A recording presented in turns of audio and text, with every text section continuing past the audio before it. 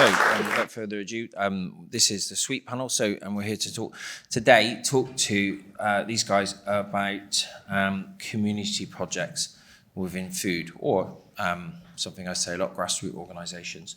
I was just thinking about it, as I always do, about 10 seconds before I sit down. That, you know, Bristol and some of the surrounding areas have an amazing community food projects, and they're ever evolving, and new ones are popping up all the time, and they're interconnecting with each other, which I think is extremely important. What I was asking myself was, you know, if this is happening in Bristol, what's happening across the rest of the country? You know, and I think that is probably spread across the country, and maybe the future of what we're doing here would be for us to learn about and be inspired about what's happening in the rest of the country, and also for us to inspire people in the rest of the country, and therefore expand it across outside of the country. So I think we can come back to community projects that I run. Should we go down the line and have a chat about what, maybe everyone can introduce themselves and what they're doing? Hi everyone, my name is Nat. I'm the head of food education at Food Behind Bars. So we sort of do lots of food-based projects in prisons across the country, and more recently we've been working with HMP Bristol quite closely for the last year. HMP Bristol is the sort of main Cat B prison in Bristol, just up in Moorfields. So, yeah. Thank you. Hey, my name's Tom Herbert. I'm founder of The Long Table, which is based in Stroud, and we've recently opened a second restaurant. It's a social enterprise in Cirencester, and we've just secured a lease on an old Methodist chapel in Bedminster. My family are from Bristol. My grandfather had Herbert's Bakery in Montpellier, and I went to a Steiner school for one blissful term, just a 5-minute walk from here. And I love Bristol, and I was very glad to be invited, and look forward to learning plenty from this panel. Thanks. Such a privilege to be here with such an amazing panel of food activists. I'm Emma Hopkins, and I am a co-founder of Mother's Manifesto. We are a campaign group calling for the right to food, that every child, wherever they happen to be born and whatever their circumstance, both in the UK and globally, have the right to enough nutritious food and the basic essentials, not only to live but to thrive. We started in 2023 with a 6-day Mother's Hunger Strike outside Parliament to highlight the lived reality of so many people who are struggling to have enough to eat. Mothers feeding their children, skipping meals here in the UK, and obviously globally the situation is far, far worse.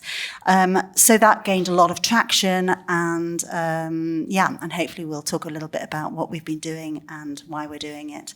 Hi everyone, my name is Eleni, and I work at the Bristol Northwest Food Bank. I've worked with 2 of the biggest food banks in Bristol as a community organiser.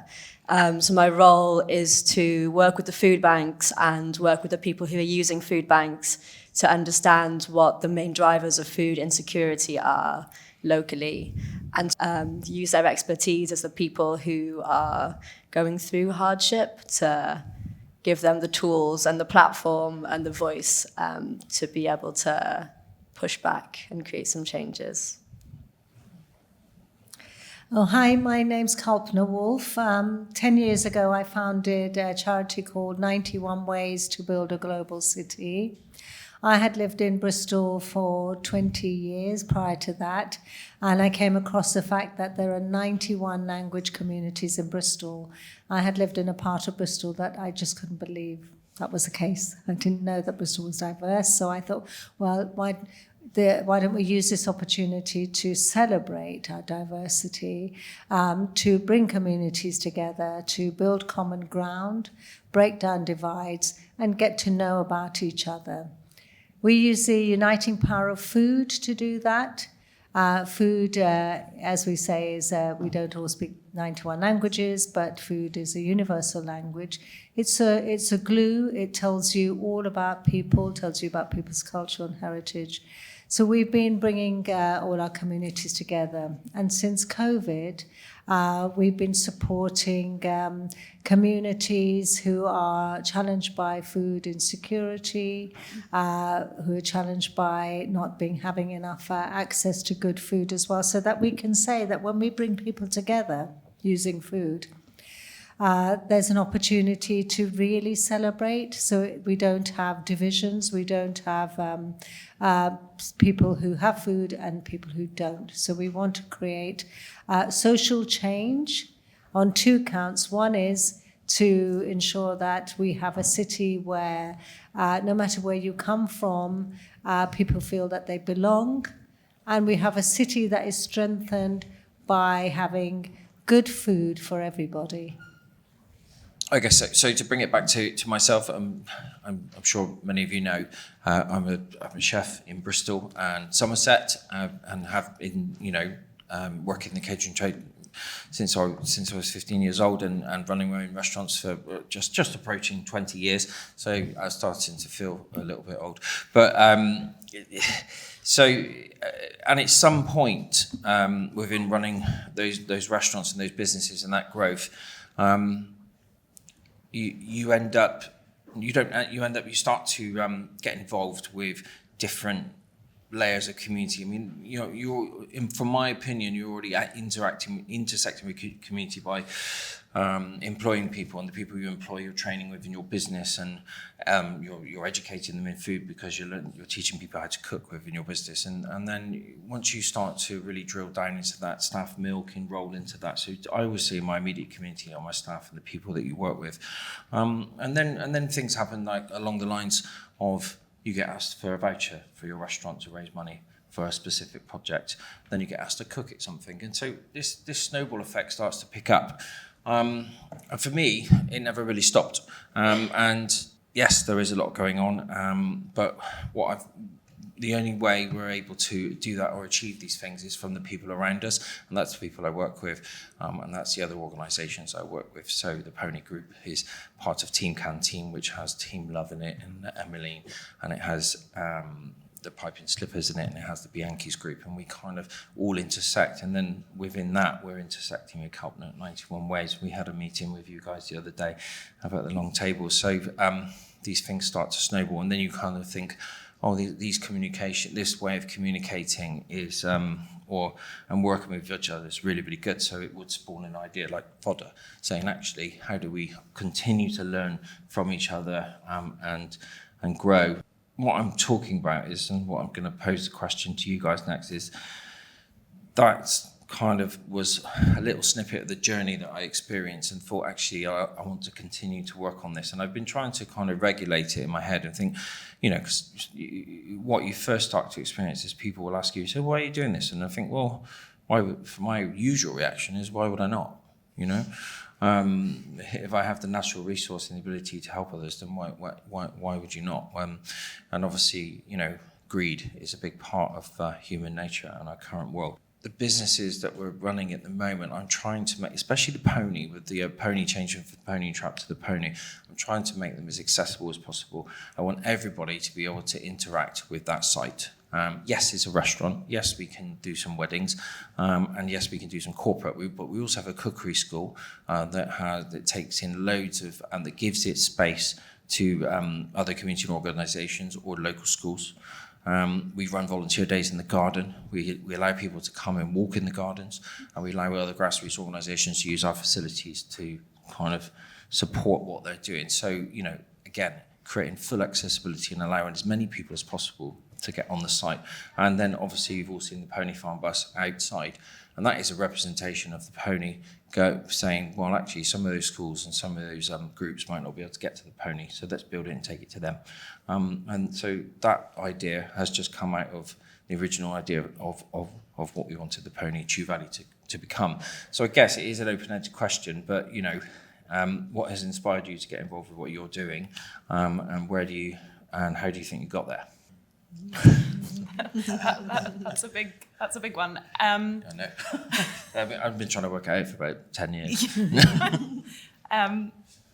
I actually did a criminology degree before I trained as a chef. So the idea of working in prisons and with people who are in prison or who have lived experience of prison has always been something that's been really important to me.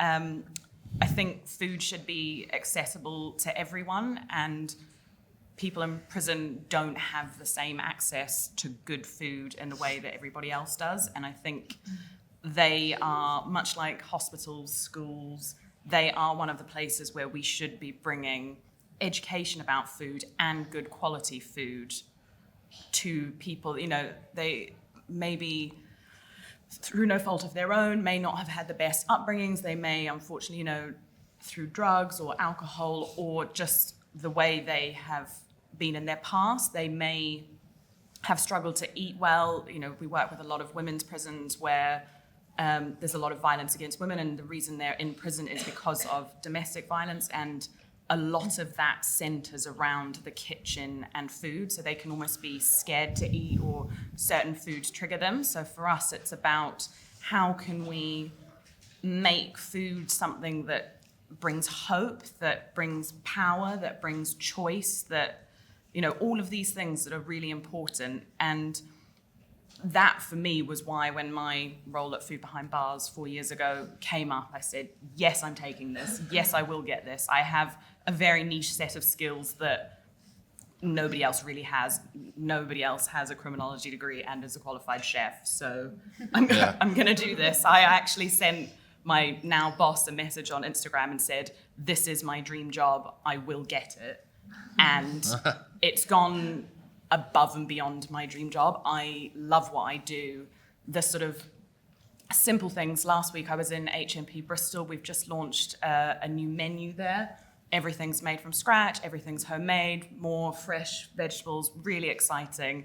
It was a little bit chaotic, but one of the guys, he's a gang member, he's currently in prison waiting for his sentence, and he was making one of the lunch dishes, which was, I think, a butter bean and spinach hummus dish almost to go in a wrap. And they'd done something slightly not great, and I said, let's tweak it, let's make this delicious. So we changed it up a little bit, made something amazing, and he said to me, it was so nice to do something from start to finish and know that the men on the wing are just going to really enjoy this. And he was proud to say, I did this, I made this.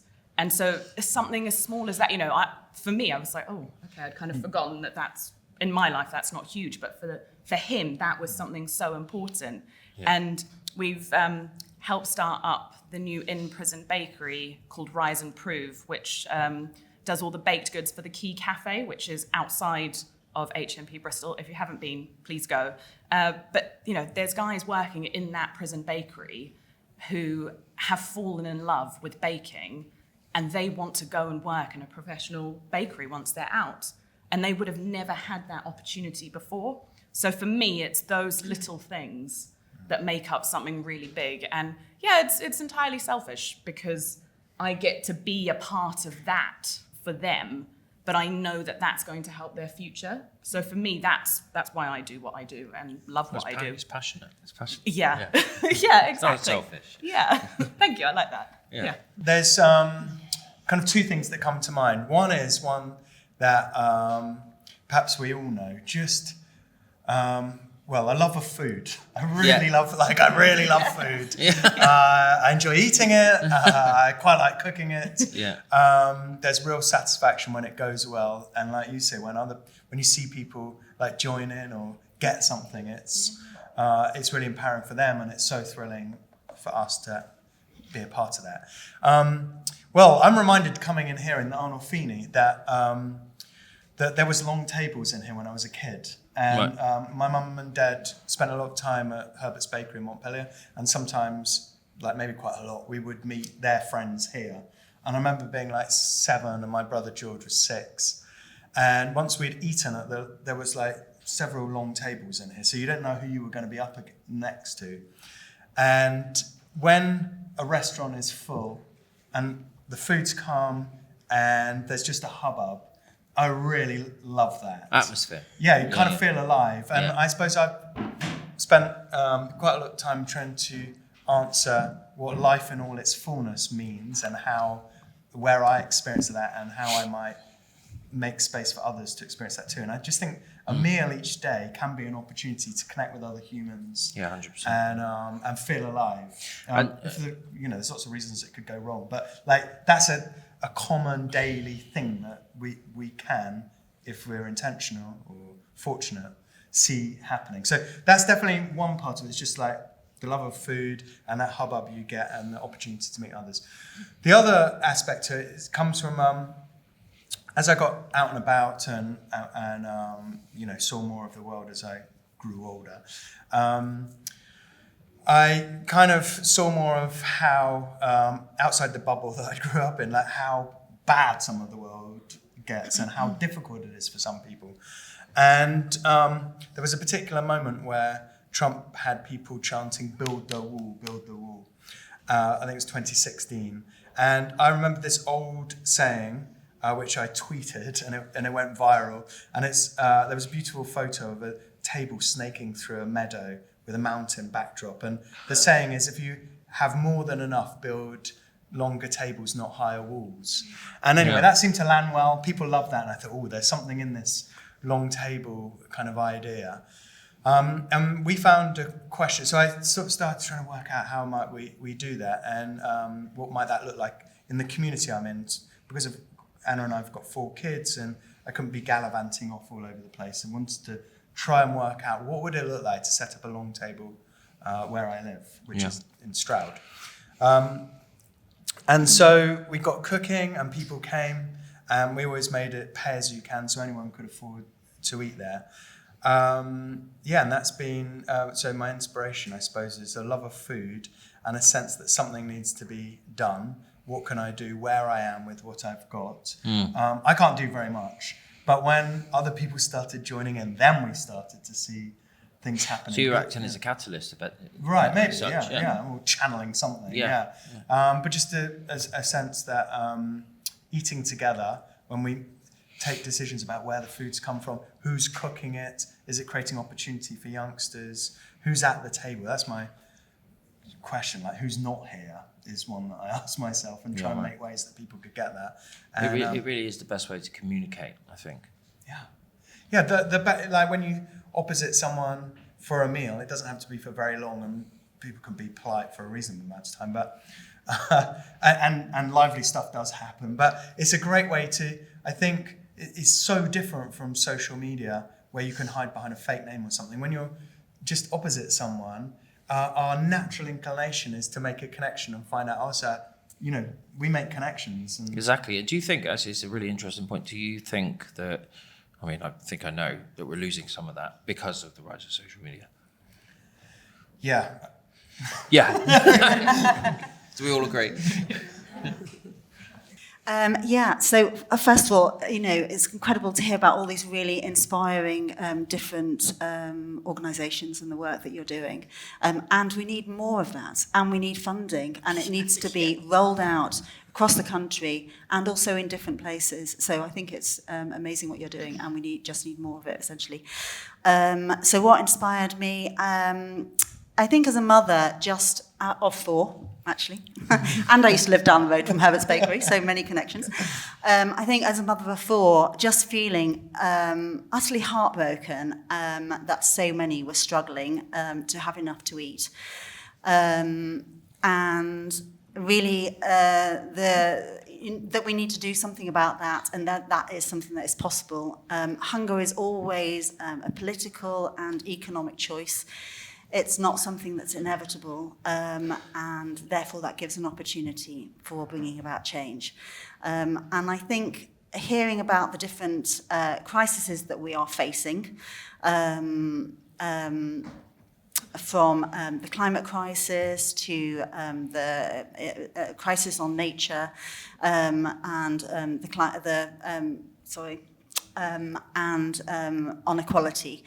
These things are all very interlinked with each other, and we need to have solutions that look across the different sections and address these different issues.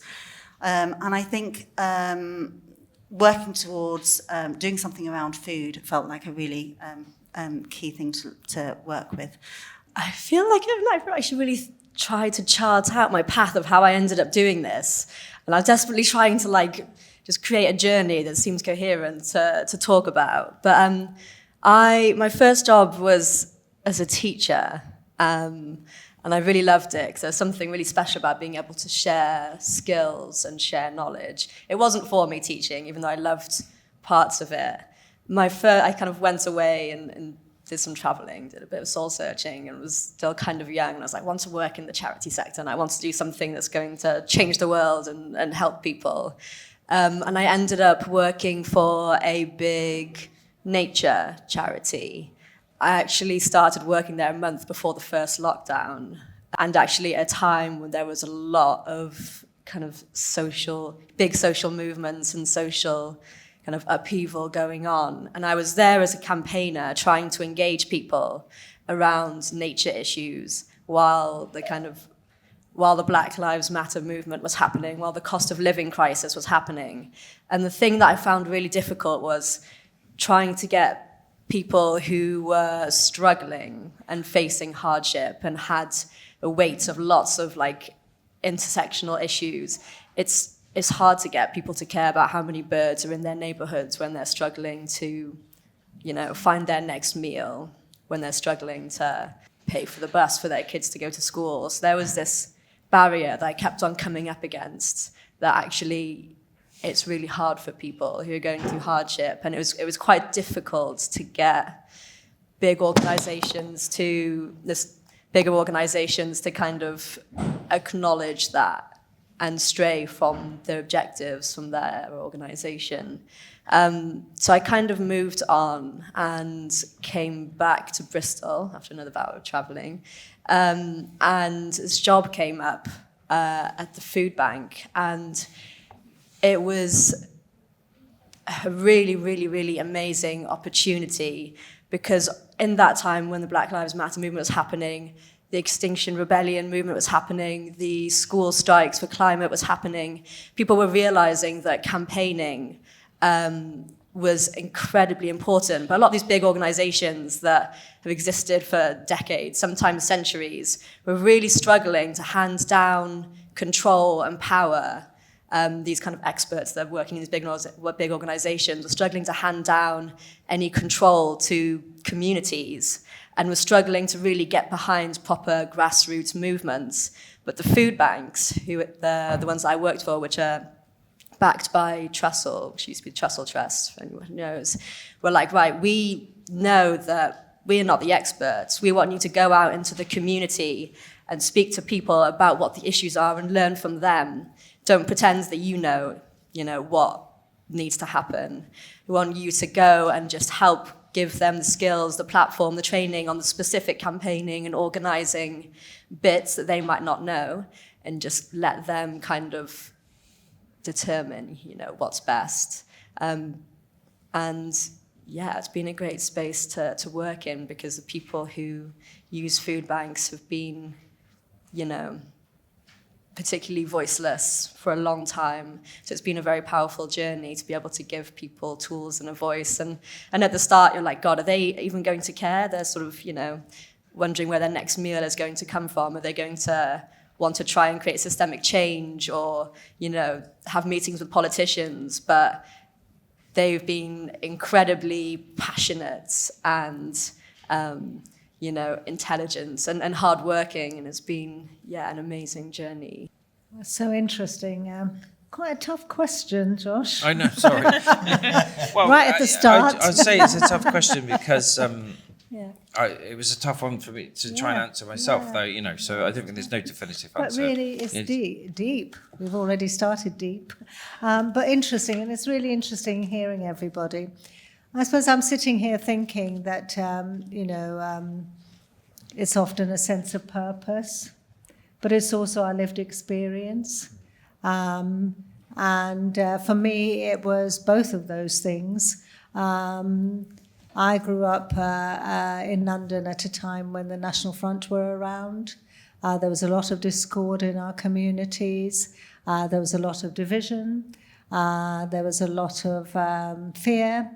And there are a lot of sort of, you're not like us, go back home. This all sound a bit familiar, actually. And I had that experience. And when I left the BBC and I had a choice to stay in the media or to do something else, I stopped and thought about what did I want to do. And I looked around this city that has become my adopted home. And I thought, well, actually, this city, which has these 91 language communities, this incredible diversity, I really wanted to make sure that everybody who lived here didn't have that fear, didn't go through what had gone through, that the children, families, old people, everybody who lives in different neighborhoods, and in communities, that they could really get to understand each other, because that's how it worked when I was growing up, and so I, from my background, my father's sort of response to what we were going through was to open our doors and say, look, you might think you have nothing in common with us, but come inside and come and hear our story. Come and find out who we are. And very slowly, people did come in. And, my mother's approach to that was, right, get the kettle boiling, get the pot on, what can we do? Because our culture is about actually how do we welcome you? We welcome you with food. Yeah. Whatever we had. And actually, we didn't have much food. That's the other part of my story. We had very little food, but whatever we had, my father's and my mother's point of view and mantra was, if I have, half a piece of bread and somebody knocks on my door, even though I'm hungry, that bread has got to be for them. I have to be able to give that to them. That's my way of opening my heart.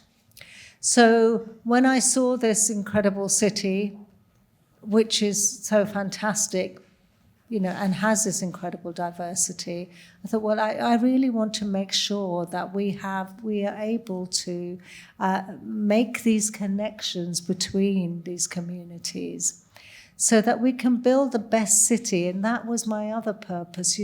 We have choices in our lives, and those choices have become more and more stark now. What do we, how do we want to live? What sort of world do we want to live in? What sort of city do we want to live in? What sort of community do we want to live in? And for me, it was actually, I want to live in a city that everybody feels at home, that people have a voice to be able to share the stories that we're sharing, and can live easily and happily. And so when I thought, well, that sounds great. Well, that's a lot to do. Great. How do I do that? I went back to my experience of my parents, and I thought, well, actually, they did this through just sharing a plate of food. That's all they said. They said, a plate of food is like, sharing a plate is like sharing, it's your kindness, and as I said, sharing your heart. And I thought, okay, we'll just bring people together by saying, here's some food, come and talk, come and share. So the foods is a way of starting the conversation. And of course, food is incredible because it is about, nourishment. It is about actually accessibility and all those things. But it's so much about who we are. So suddenly you find people who think they've got nothing to say to each other, being able to say, oh yeah, do you make that? Oh, I make mine like this, or I've eaten this. And so, and so that creates that connection, creates that common ground. And, we just, we saw this happening, 10 years ago, but we just put up a sign and people would come and they'd just be intrigued. The great thing about food is not only people love eating it, but they're quite intrigued by it. They're drawn to it. So, for example, if you saw today, people were looking, mooching around the stalls, and it's because it's so much of who we are. And so we started that way. And then as we progress, we realize that not everybody has a positive story around food. And of course, you cannot make connections with people unless there is that level ground, if you like, about them having the right foods that they want. So we moved into that space. And that's my second part of my own lived experience, is actually there were 5 of us. My father worked nights, my mother worked days. It was very hard. I remember being hungry. And I'm quite old. You're all supposed to say, no way. Oh, thank God. A bit late, but okay. But I still remember that. And, I remember, and I just couldn't live in a city and not do something about that. I just couldn't. I don't think anybody could. I think we can't do everything, and we're all doing things in different ways.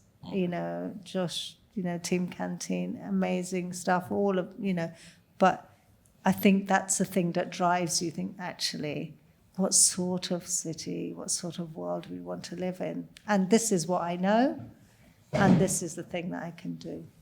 I grew up in South Bristol, like Whitchurch and Stockwood area, and kind of hung out in all of that area.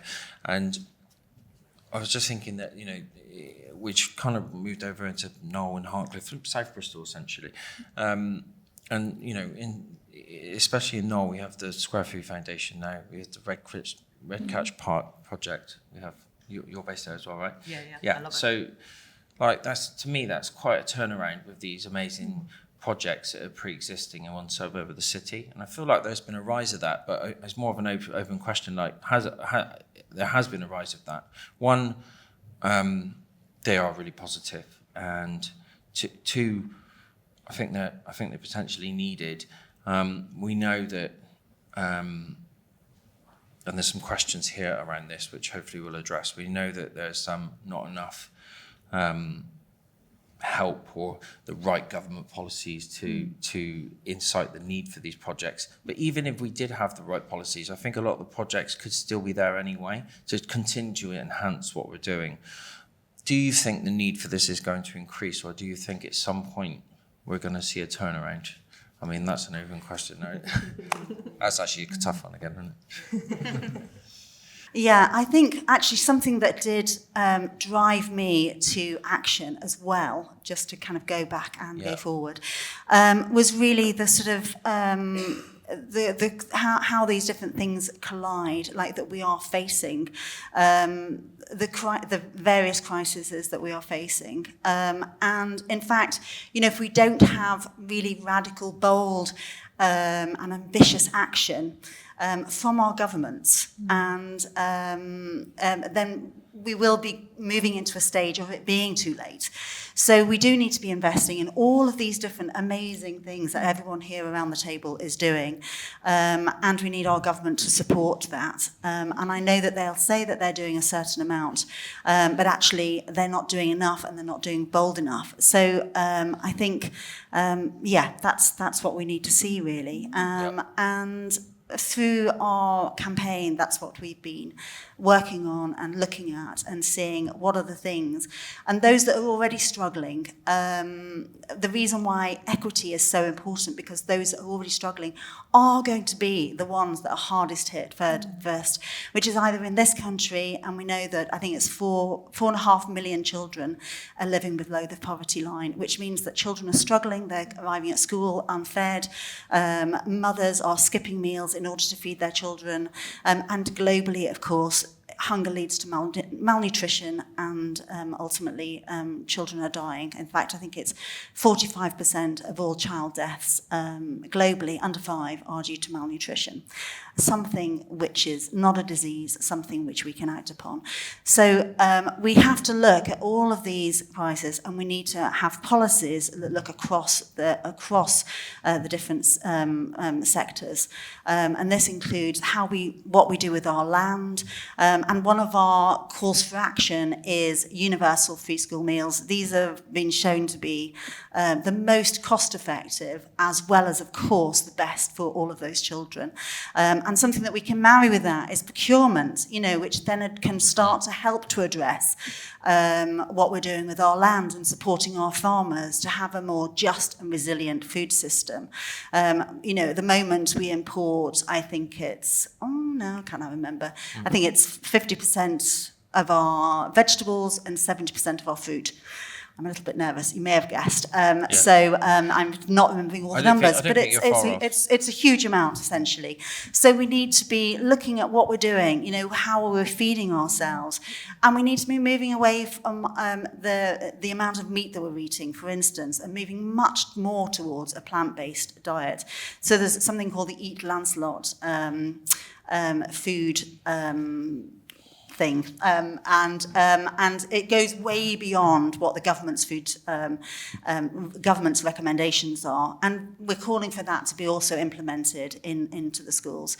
So if we think about things across different sectors, actually we have a really positive outcome, not only for the children and their nutrition and all of our communities, but also across our land, across climate. All of these things are interconnected. So I think that's what we're calling for and have been doing with Mother's Manifesto. Yeah. I mean, I do think, I agree. There's a lot for the government to do, a lot. We've seen the rise of so many food banks. I mean, incredible rise. It's not even a little bit, and a rise in our city. I keep bringing this back to Bristol as well, and I'm sure you'll see it in many cities. Bristol is a wealthy city, and yet we have, children and families going hungry. Or having to go to food banks to access food, and also not having access to good food, and that's happened, exponentially. Actually, it's not just happened gradually, and we see the rise in food prices. You're in hospitality, so many people, you go to the supermarket and you cannot believe the prices of it for many reasons at all, So there is a lot that needs to be done. For me, it's about actual equity in terms of also having access to good food. Knowledge of good food as well. I think that's the other thing, because there's very little cooking in schools, and the cooking in schools mean that there's maybe 2 generations where people don't know how to cook, and of course when you go to buy food with the little money you have, ultra-processed food is cheaper. So you have a family to feed and so on, and it's these huge challenges. Whereas I think there are certain things the government could actually do. One of the things is about ultra-processed food. It's a really bugbear for me. And people say, oh, well, it's not up to the government. Absolutely up to the government. It's absolutely, working in partnership with food producers, with farmers and so on, can make a real difference. We've seen it in some places. Some food producers are really having this conversation and saying, what do we want to how do we want to treat where farmers, where food comes from, and also how do we then want to produce that food? How do we want to sell it? So it's absolutely possible to do that, because there's a dearth of food, availability when you go into, supermarkets and so on, and the price that you're able to feed. And the outcome of that is that actually the inequality comes because of money. It comes of your class. It comes of, generations. This isn't, generations of, being in this situation, facing these challenges. The outcome is that once again, those families' life chances are pushed back. They're pushed back by health. They're pushed back because they cannot access this good food. And that means, the issue is when you talk about life chances connected to health, it's not just, on the NHS or I'm unwell. It's actually, I'm not going to get a good job here. Children going to school, they can't concentrate and so on. So there are many things the government do. I don't think everything can be done by government, because I think there is this responsibility as well we have as citizens that we will always have. It's about actually, how's our neighbour doing? How's our city doing? Are we connecting? Are we treating each other well? Are we looking after each other? They sound like really old-fashioned values. But why should they be old-fashioned? Why shouldn't they be intrinsic values? Why shouldn't they be intrinsic to, who we are and how we want to live? Well, yeah, exactly. I completely agree. It needs to be a combination of all those things. Those intrinsic values need to be embedded into society, which I think sometimes we feel like we're losing potentially. And I think that's essentially fueled by greed, or should we say profit. There's a big turnaround that needs to happen. Can I just say something else? Sorry. Yeah, sure. Is that, back to Bristol? I mean, we are so lucky, though, as well. Whilst we have all of these inequalities and divisions, we have these fantastic organisations, as you said, that are doing such great work. And, it's not for nothing, Tom, that you thought about coming to Bristol. It's not for nothing that Square Food are here, that you're here, that, many, many organisations are here. And I think, we've almost got this value as part of our city. And we just need to keep talking about it. Yeah, I think from what we're doing is we're inspiring each other. And you have to continue to inspire each other to learn from each other. And, what I'd really like to see happen is that to radiate outside of the city, across the country, and also for it to go the other way. And that's hopefully what this festival will continue to do if we can keep it going, which I'm sure we will. If we say we can do something, we will. But I think really, I said it at the start, the first session today, actually, no, the second one, because I went and watched the second one, I thought, it was an amazing feeling to think that everybody was in the room and everybody was on the same page, and that it was happening. So I can't see it slowing down, because as you said, we already have loads of amazing organisations, so we have to continue. And it just feels like the start. For me, when I think about, is it getting better or is it getting worse? What immediately comes to mind is we all have to eat. That's the metronome, every day, get hungry, you've got to eat. Now, whether you can or not, that might be getting harder.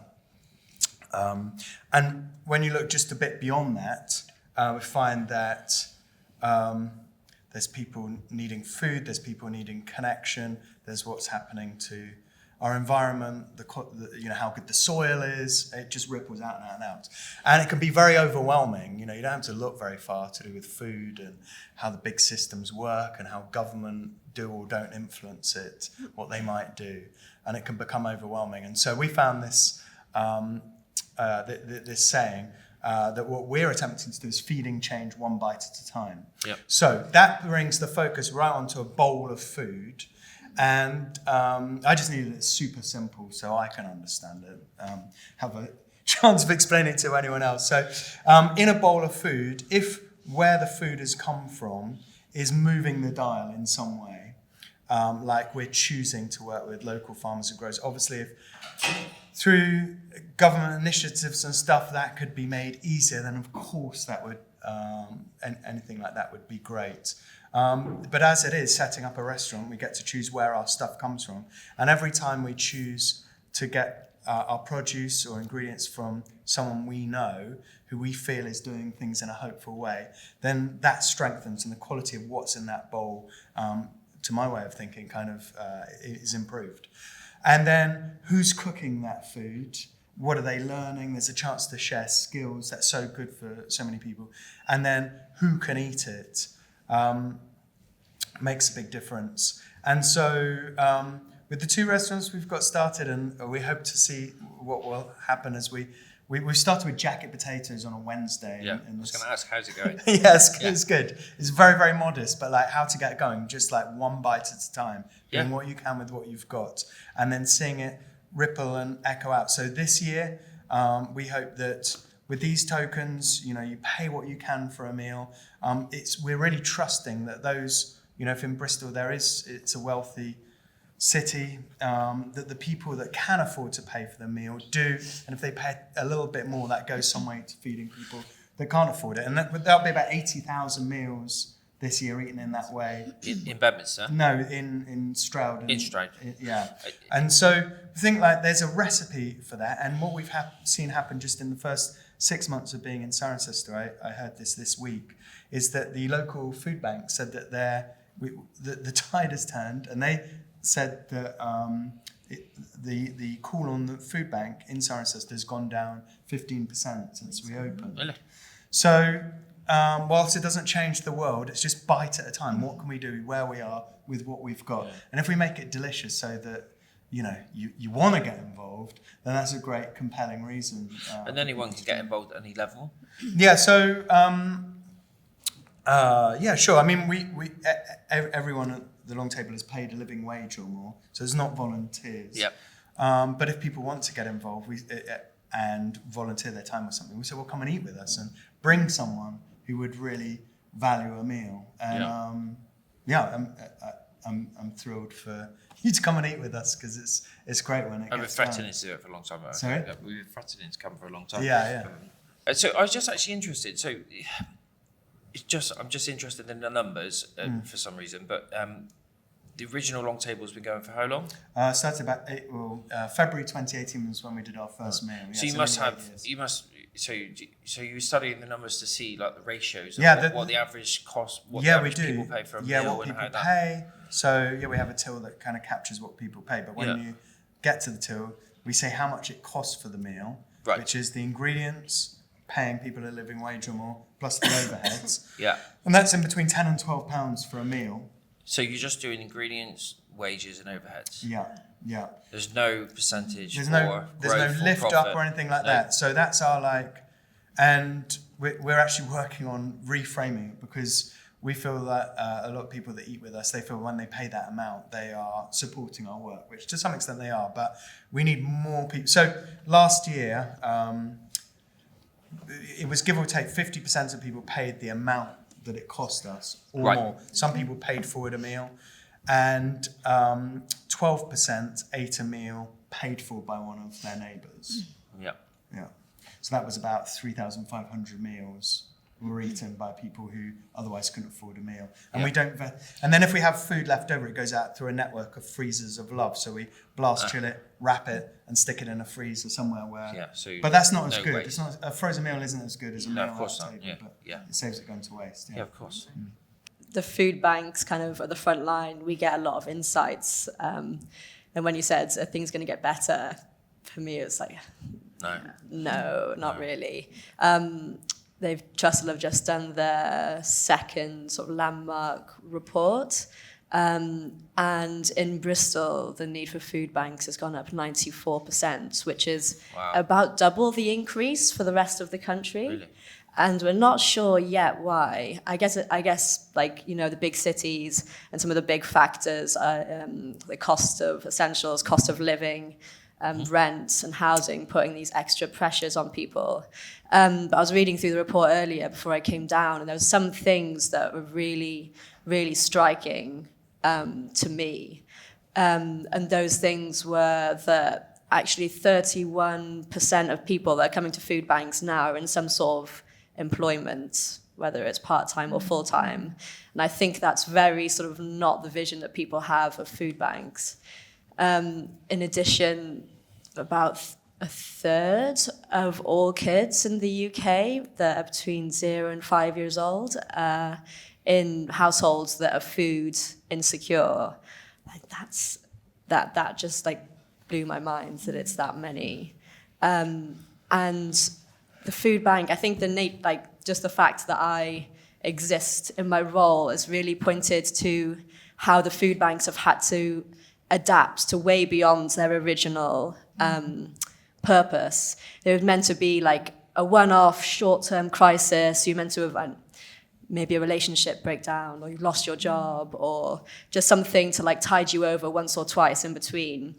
But now, like the nature of the issues that people are having, it's the cost of living. They can't afford their utilities, they can't afford their rents, they can't afford food, things that aren't one-off issues. So that's why we've kind of been brought in to try to tackle some of these systemic issues. And there are so many, like, very multi-layered issue. The biggest one is how poor the social security system, the benefit system is. Because while about 30% are in some sort of employment, most of the rest aren't. And so if you guys have been following in the news, but it's been a crazy year for benefits in terms of what the government has been proposing. And our campaign at the food bank is to try to recognise that benefits isn't giving people enough money to be able to afford the essentials. A single adult gets £92 a week. That's not rent, that's everything else: utilities, food, travel, household items. £92 a week, which is nothing. And the government's big thing at the moment is getting people back to work, but how are they expecting people to be able to get on their feet, look at training, look for job interviews when, they don't know where their next meal is coming from. So it's just not quite marrying up, really, logically. So our campaign for the last 18 months at the food bank has been called Guarantee of Essentials, and we've lobbied about 6 local MPs in Bristol to recognise that universal credit and benefits is not enough, and to bring in a guarantee that no matter what your situation is on benefits, that the actual cost of goods is monitored and that benefits will always reach that, to give people a platform so they can really get back on their feet. Because, despite what some people might say, no one wants to be on universal credit and no one wants to be using food banks. And there's a lot of stigma and a lot of barriers already in the way for people going through this. That's kind of, that's what we're asking for. And I think talking about, it's not a downer, it's reality. So thank you very much for bringing that forward. And I think as we, all of us are seeing what can we do in our bit, because we are talking about multi-layered challenges. You can't talk about food on its own unless you talk about it in, very rarefied, wealthy circles. But if you're talking about, generally, it's part of this, incredible sort of, as you say, multi-layered, and generational challenge too. And as we try and find a way of saying what can we do. So what we've been trying to do is we worked with some food banks where we saw that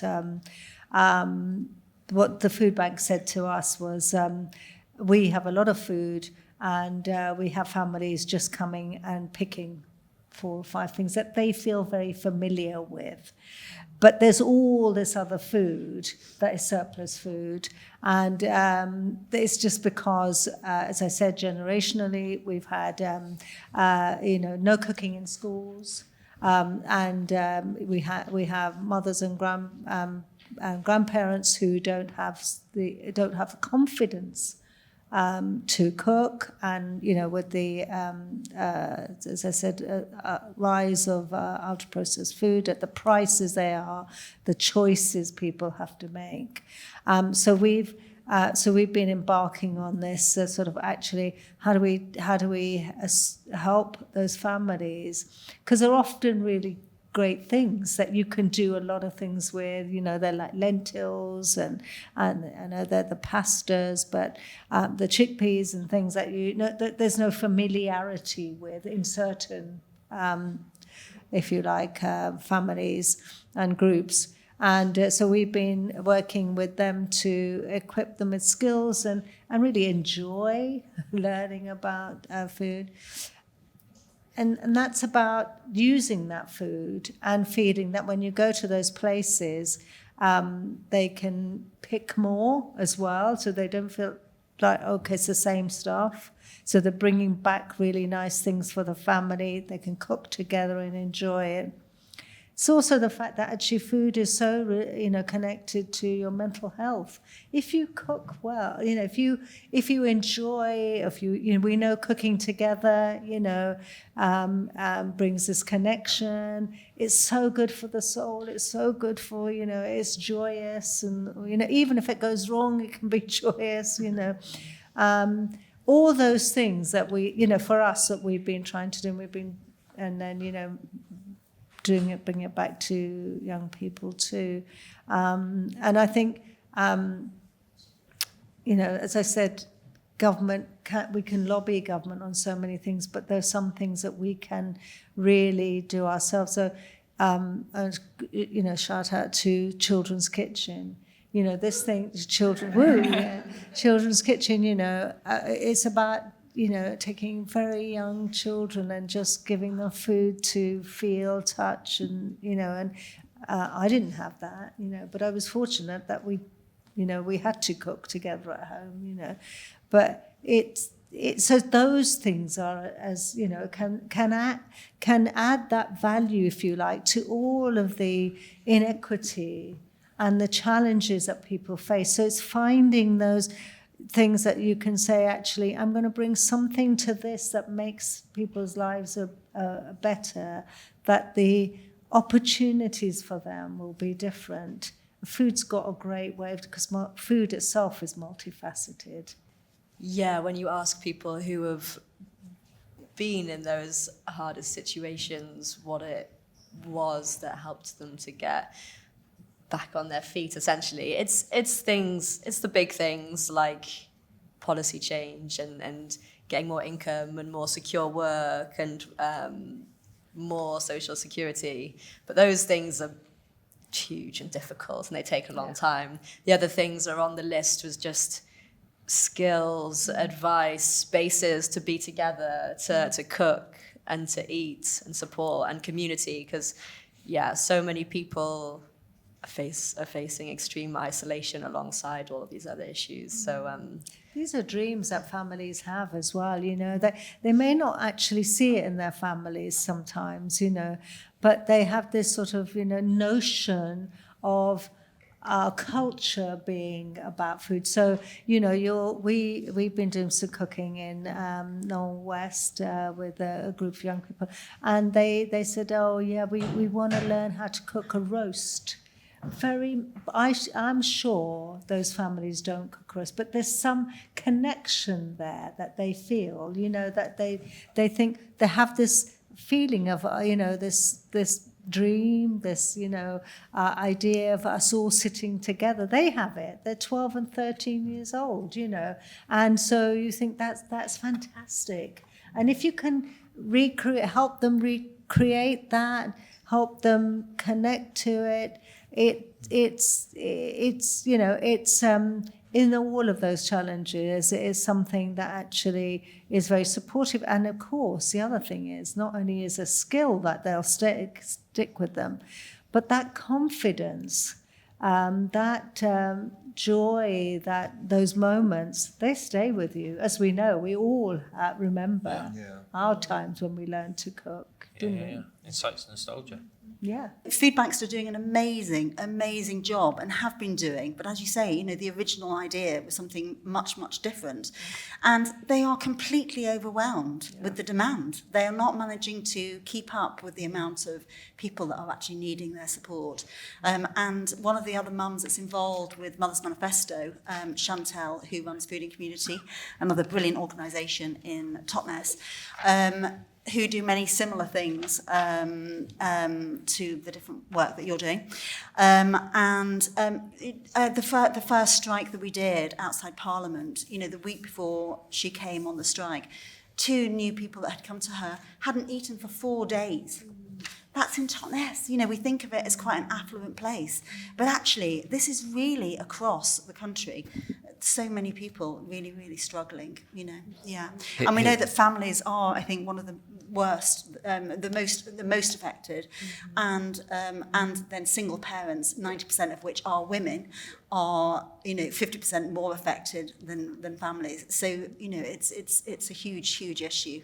And likewise, we're calling for a universal credit that guarantees essentials. Yeah. So we're going to move on to, we've got a few questions to take, and then any other questions in the audience, put your hand up.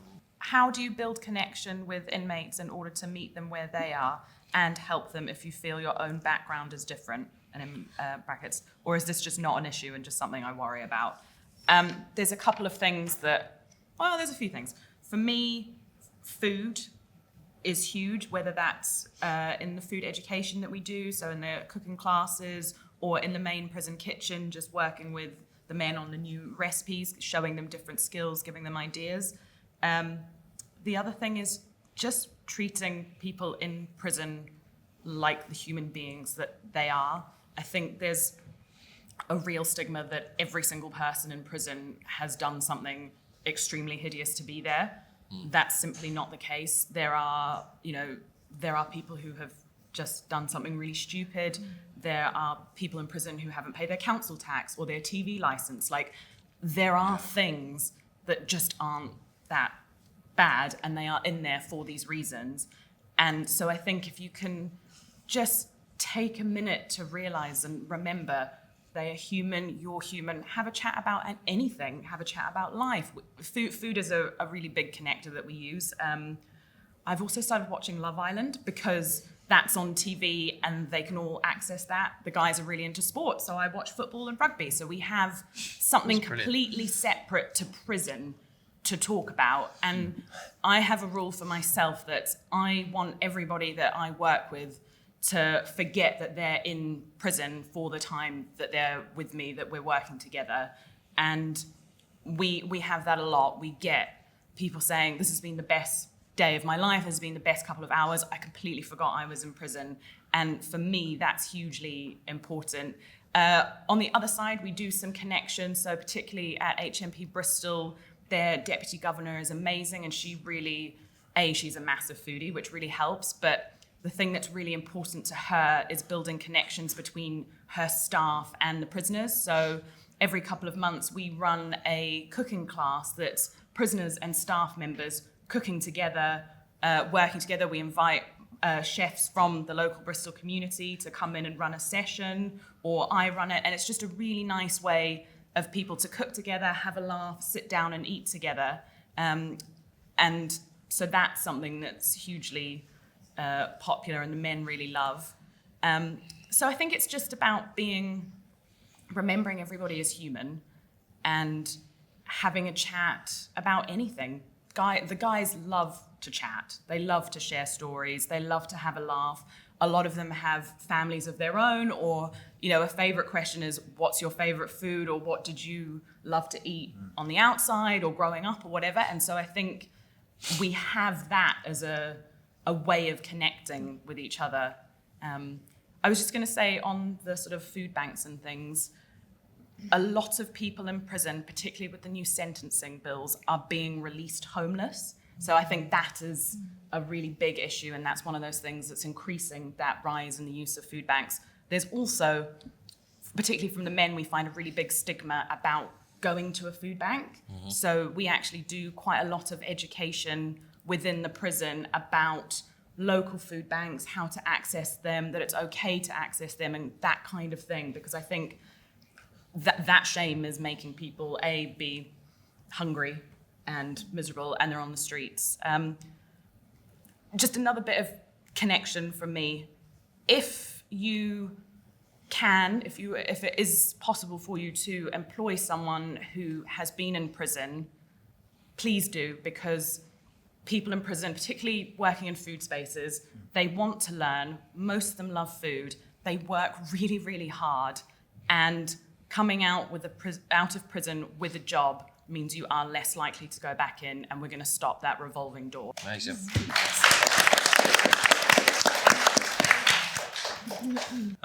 What can governments do? What can the government be doing to give more support to grassroots groups? In brackets, a big question. Yeah. Loads. Where'd you start? Any thoughts? Am I? Yeah, of course. Yeah. I think one of the things that we find, particularly in Food Behind Bars, there are quite a few different charities that work on prison food around the country. What the government don't necessarily do is utilise us. We've already done the work or are doing the work, and they then forget that we exist, even though they're very aware that we exist, and they don't bother to use us. And I think that's a very big government failure. You know, we are here, we're doing the work, we're in the prisons every day, we're on the ground, we know what's going on, the nutritionists are doing the research. You don't need to go and do your own research. We've already done it for you. Just use us. You know, you don't need to waste your time. And it's deeply infuriating. Yeah. How about removing VAT on food? Yeah, that would be that'd that would be good, a great right? idea. Lowering NI. Lowering NI on. Even what having we a pay. conversation about it would be quite nice. We're trying that one for a while.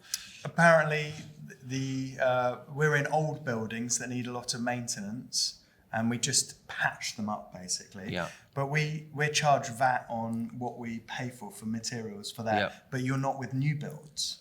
I'm like, what? Why? Yeah. So we're penalised for trying to keep an old building going. So that feels daft. And then I'm sure there's tons to do with procurement. Out of the long table, we've grown a social enterprise called The Great Plate that's doing over 1,000 school meals a day. And Amazing. there's not enough food, there's not enough money per child. It needs to be more, basically. Can you tell us a bit more about that? Sure. Is that right? Sorry. Well, I mean, that's a whole other thing. Our head chef, Maisie, we started doing school dinners for a local school because their kitchen closed down. And then that became its own business, and now they're in a number of schools locally. It's growing all the time. But the real challenge there is trying to do enough with the amount per head. So you're getting the budget, the government budget, to produce those meals. Yeah. And we share suppliers and things like that. So there's a benefit. The other one, which would be fantastic, we took in Stroud. A company called Appetito closed down or stopped delivering meals to the 100 most vulnerable people in our district. Right. And we were given 3 weeks to work out a solution. It wasn't just us, other organisations around us joined in. But that became a social enterprise called the Kitchen Companions. It's absolutely fantastic. Someone in a community comes and picks up frozen meals from us once a week. Yes. And then holds them in and it's all done safely. And then they deliver them into the vulnerable person's home, and they have half an hour to microwave it and then be with that person. And the outcomes and changes in that person's life, who would otherwise be in hospital or don't have family nearby, is fantastic. It cost about £25 a visit to do that all safely and well. And there's just not budget for it, but it's keeping people out of hospital. It's keeping people out of nursing homes. Families like it if they can afford it. But the council are paying money on other things to keep people in hospital because they're not got anywhere to go back, etc., etc. And actually to be in your own home, in your community, and have someone that's not qualified as a nurse or anything, but someone that's trained and good enough to be there. The change in people's quality of life is fantastic. So And just going back a touch, Aperitivo, was that another independent? Yeah, it was part of. community I mean, I group, don't know or a huge was it- amount of it. It's part of Wiltshire Farm Foods, I think. But anyway, they had a Okay. contract to deliver hot meals around, like Amazon, and they're slinging the food through to people. Yeah. And So when they're not stopping for a chat. they're not stopping for a chat. And so when we picked it up, my immediate thought, and I'm no genius at these kind of things, but I was like, I do know that what we shouldn't do is try and replicate what they've done. They Yeah. couldn't afford the leases on their hot vans to carry on this work. So I was like, well, how about, we're all about companionship. In fact, one thing I would love to say is that this is hospitality, a lot of what we're talking about, and it has the It's word all hospital. it's Has all the word hospital in it. Yeah. It's like how we make people feel. Yeah, So just like the value is the time, like the food's the reason, but it's the time we have together and how we do that has the change to shape and change society. And you know, as we've heard, the demand for food bank is growing. Things are getting worse. Some new things must start to change that. And my encouragement would be to see what you can get involved with where you are that connects people around food. Yeah. Start there. And 100%. and it's so rewarding when you get to I think everything See we've what you talked have in about common. today is rooted in hospitality. Like that's the start of it. You know, whether it's sharing a meal in your house, or going around someone else's house for a cup of tea, or whatever it is, or sharing information with each other, teaching each other how to cook. It's all that's the foundation of everything. You know, therefore to look after somebody or be with somebody. One project we love to do is called Teenage Kitchen. I started it with my daughter during COVID, when everyone was doing eat out to help out in the restaurants. Anyway, we didn't do that. We just got a load of kids in. Yeah, I didn't like that and thing. cook. Yeah. No, our young one of the lads that came on that, his mum dragged him in. He was in trouble with the police. He wasn't going to school, and he did an apprenticeship with us, and now he leads Teenage Kitchen. Right. And we have year 10, so when they're choosing what to do, it's most impactful when it's kids that are carers for their parents and cooking at home. It happens, like, Yes. or they're really struggling at school. Just to have a moment where you can cook a meal for 4, something you'd like to eat, and then take it home to whoever you live with. That has the chance to change things in a way that we heard already. Like when you're shown how to cook something, or you cook with your gran or whatever it might be, you always remember that. Yeah. We know that food is such a powerful lever for creating good, positive outcomes. You just got to get on that lever and all give it a really good pull, and you know, and not keep giving our money to the places that perpetuate the problem. That's what. Well, a question for me. Does he provide the food for the interactive sessions he provides in schools? Experiences for certain people, expensive for certain people. Yes, we do. So any of the community outreach that we do within our projects, so be that the pony, if we have schools coming to the pony and we take the time to show around 25 kids around the garden, do a herb hunt and make a pesto and make some pasta and some cookies, all of that is entirely free and we suck up all of the costs. You know, it's my belief that any extra resource or money, as long as we can survive as a business, similar to long term, if we can survive as a business, grow a little, improve things, pay our staff well, give our staff pay rises. If there's anything left, then we would want it to be putting it back into community. You know, therefore maybe we're trying to find an alternative, more positive economy for everyone. So. Yes, so Eddie, and again, similarly, the Pony Farm Bus has been out on the quay for the last 2 days. All of those sessions have been for free for people to turn up. We have said, give a donation if you like, but you don't have to. And for me, just to see it busy and see those interactions really makes it worth it. And you know, it's not all about money, is it? You can get value out of all those interactions and those positive things that you're doing. So there's another question here. Where is the food grown that is being cooked/served in the prisons? And is there an opportunity to connect with all the local growing projects in Bristol? So, a couple of things on this. There is one supplier of ingredients for prison kitchens for every single prison in the country. And unless they grow food in their own prison, they cannot get food from anywhere else. That sounds which really is infuriating and insane and deeply frustrating. About 20 years ago, a lot of prisons did have farms on site. So there are about 4 left across the whole country. So the HMP Prescoid have an incredible farm. They've got dairy cows, about 200. They grow an incredible amount of food. The problem is they're not allowed to share it with anyone. HMP East Sutton Park in Kent is an open women's prison. They have also got a farm. They have an on-site butchery where they can train women in the art of butchery, and they can use that meat in a few of their prisons because they are lucky, and the governor of that prison is also the governor of another prison, so they're allowed to share food.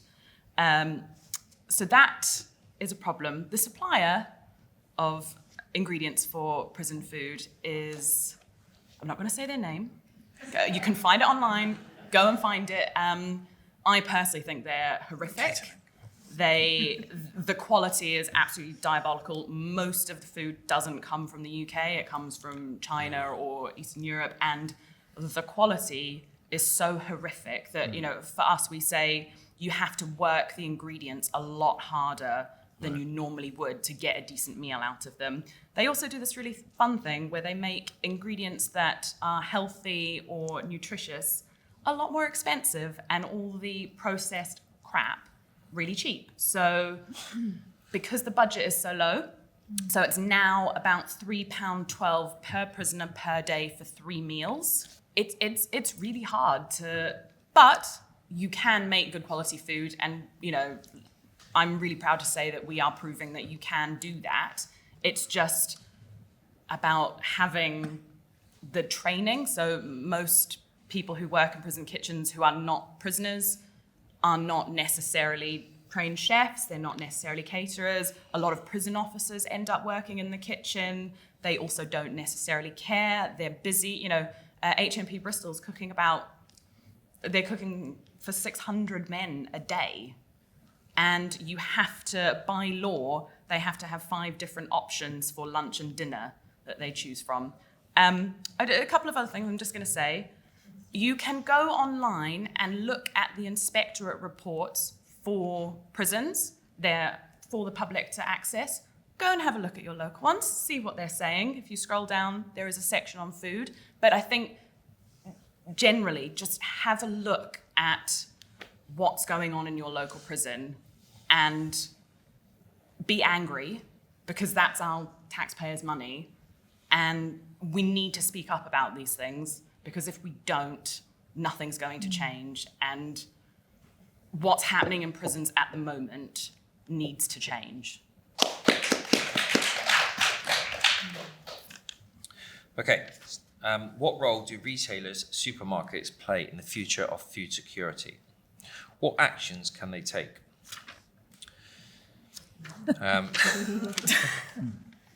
Well, a lot. So I said that on the last one. I think that, you know, unfortunately, they're entirely profit-based, aren't they? And I do actually feel that if there's not some more stringent policies that are put in place to incite more local food, more positive employment, then nothing's ever going to change within the supermarkets. It's always going to be based on the bottom line. So I think that really does actually need to come from the top, from my perspective. And also I guess one of the secondary roles that we want to achieve with the bus, actually, the Pony Farm bus, as I previously said, so I grew up in South Bristol, and, you know, some of the stats is said that, you know, in the south of the city, and I'm specifically talking about like Whitchurch and Hartcliffe and stuff, and I think I'm correct in saying it's in the like 0.2% of the most deprived food areas in the country. Okay, so it's officially classified as a food desert, right? So and then all the local shops are gone; they don't really exist. And there's large supermarkets. And then the other problem we've got is that with these large supermarkets, there's no decent roads to get to them. Well, there is roads, but they're like, you know, they're A roads, are huge. So if you're walking or if you don't have a car, it's incredibly difficult. If you say by choice, I want to buy local food in this area, you can't, right? Yeah. So I think from a supermarket point of view, there really needs to be some policies about saying, well, actually, no, you need to have a certain percentage of food that is local to the environment, to the area that you're working with, and it needs to be affordable because we know you can afford it. And going to the VAT thing as well, I think that's an interesting point, is that how do we support our hospitality or grassroots organisations if they are paying VAT? Because VAT stands for value added tax. Okay, so in a restaurant we buy raw products in, make it into something that we add a value to, therefore we get taxed on it. But there's no tax on the raw products, so we lose that 20%.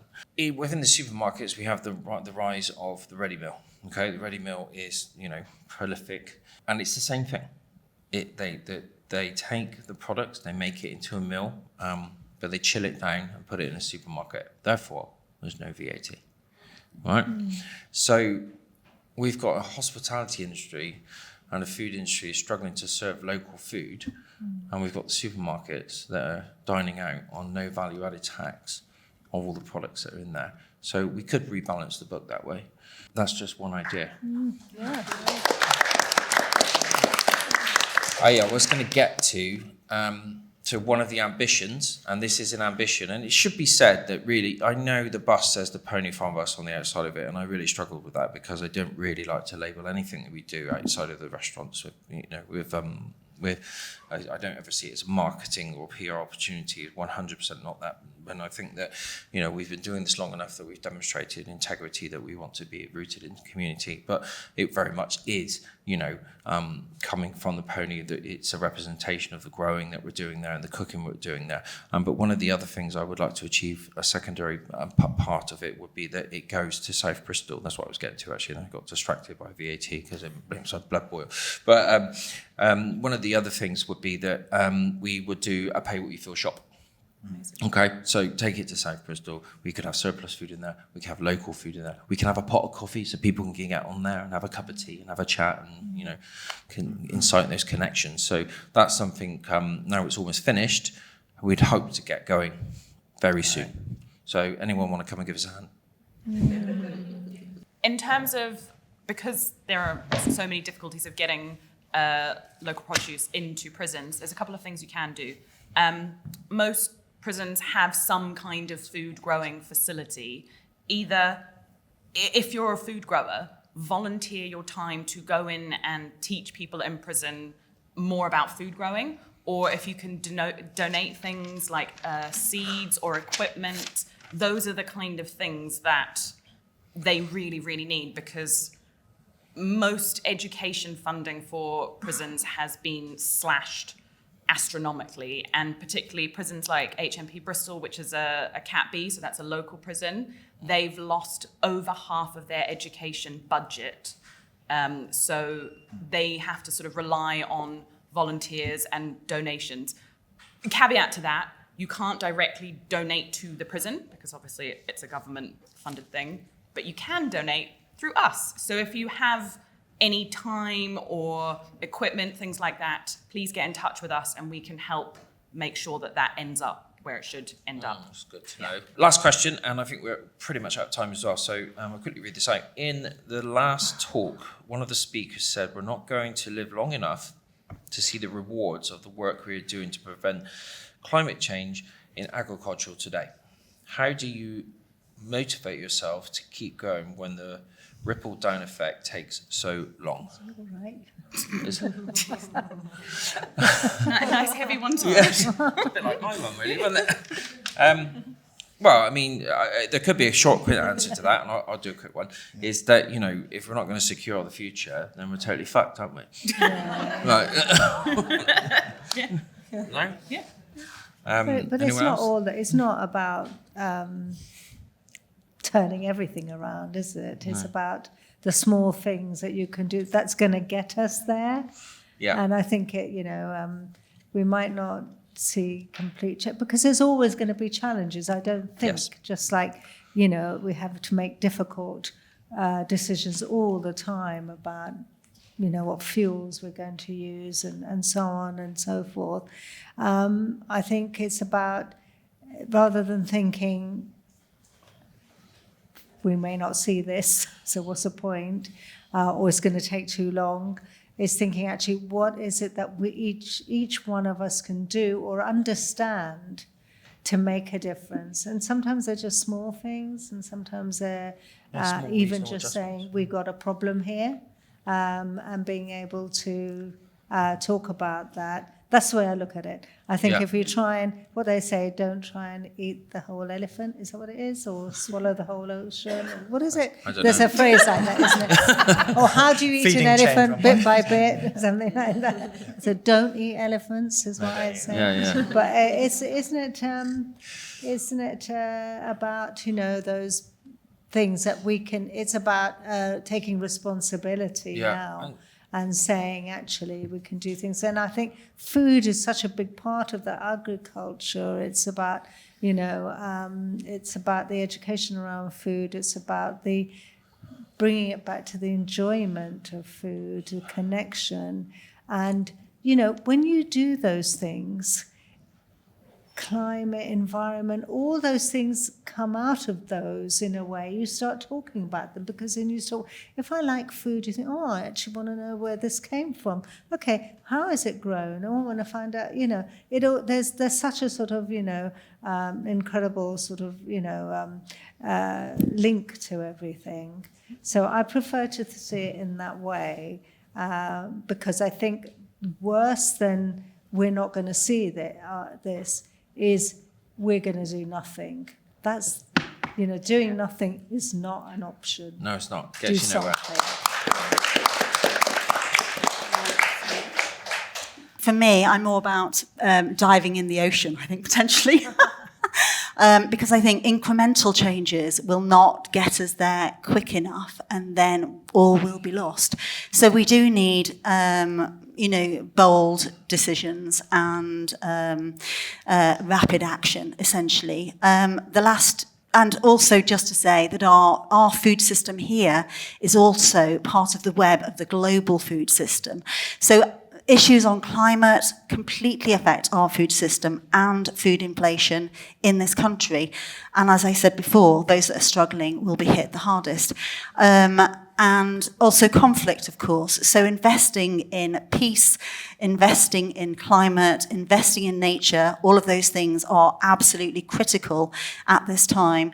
And, the last 2 years, I think 2023 was around 1.5 degrees post pre-industrial levels.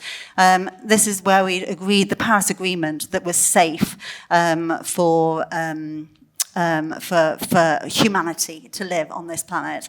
And last year we hit 1.6. I have to say this doesn't mean that we have now hit that level. It just means that we're rapidly moving towards that, because I know that we've dropped back down again.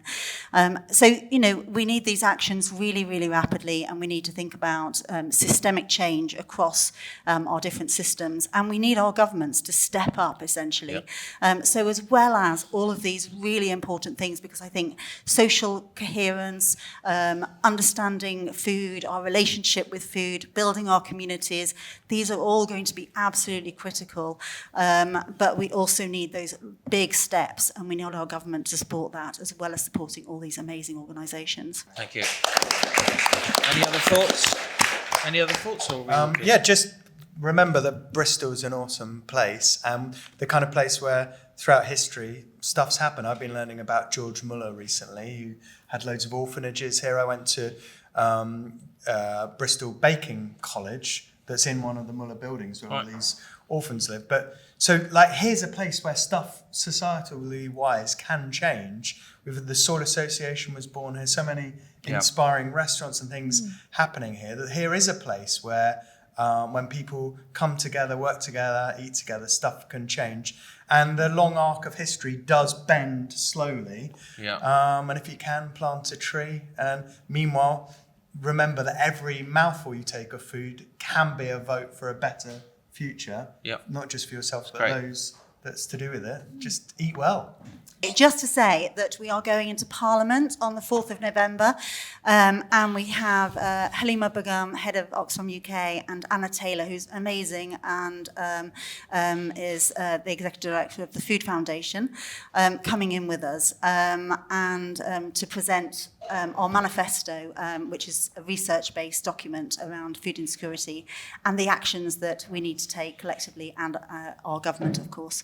So yeah, just to let you know that. And I think I said that we started with food strikes, so we have another food strike again next Mother's Day, and these will be regional strikes as well as a strike outside Parliament. So do get in touch, do get involved. One-day strikes in Bristol will be happening around Mother's Day. So. Okay, so but I'd just like to say to the audience, thank you for staying for the final talk. I know it's been a long day, and it's been great to have you here and great to take time. And thank you the panel. It's great to see you.